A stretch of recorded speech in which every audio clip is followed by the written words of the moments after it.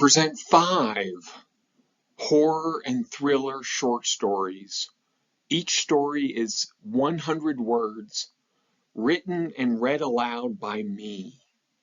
I hope to scare you. Only the brave should stay. Ray enjoyed a Thursday night alone with his classic Vincent Price movies. It was his private time, downtime, just for him. Hambray knew the monster would appear in the second act, not up to today's standards. Pausing the movie, he flipped off the quilt his sister had made for him and went to the kitchen. It was microwave popcorn time.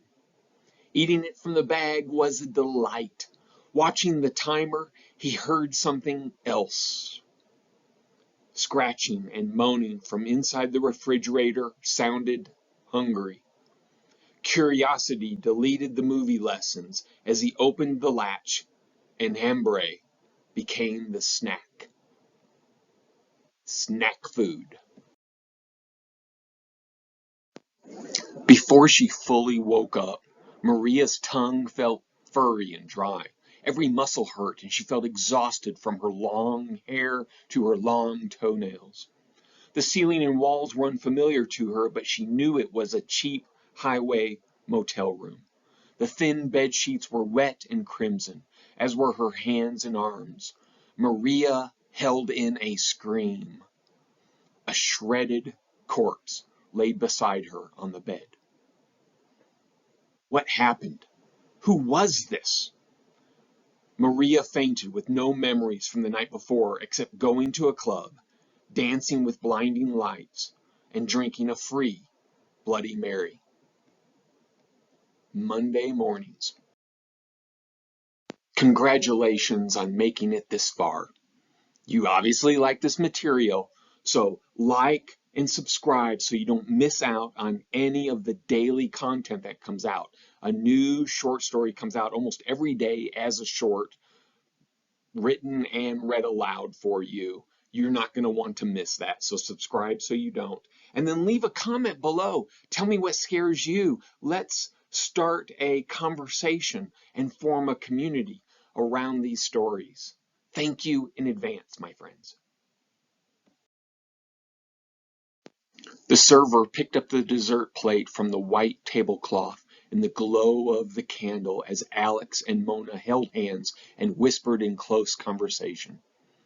Instead of talking about music and movies on their first date, Alex dived into childhood stories and plans for his career and travel wishes. Alex downed the last of the port and knelt at the table with growing silence and awe from the restaurant. Mona's mouth hung open. We've had such a powerful connection. Will you marry me? He hurried because without love's declaration before midnight, the witch's curse would kill him. Proposal. Did you have any trouble with them? Grandma Teresa smiled at her son-in-law's silly question. Behaved like little angels as always. Such good children. When will they be back? The children always behaved in her house because of her pet in the basement. Maybe next Friday. They never seem to want to come to your house. Well, you know children. But they enjoy themselves while here, yes? The little precious babies. Grandma threatened them with the hungry dragon, HVAC, if they were disobedient, swearing them to secrecy, just like the generation before. 3 children stood straight with thin, pressed lips. Furnace room. Cleo cradled her cat Pharaoh in her left arm as she walked through the house, locking the doors and turning off lights as her parents had taught her. Pharaoh resigned himself to the indignity of it all. She held him snug through her bedroom doorway, closing it loudly and securing the inside lock before letting Pharaoh leap to the floor into boxed freedom. Cleo dashed to the window and closed the black and red curtains tight before slipping under the covers and turning lights off. Cleo slowly closed her eyes, knowing Pharaoh's presence kept the dead away from her soul. Here, kitty. You made it through the video. You know you like this stuff. I don't want you to miss out. So like, subscribe, leave a comment. I love that about YouTube, that we can form a community and a conversation. You know you want to.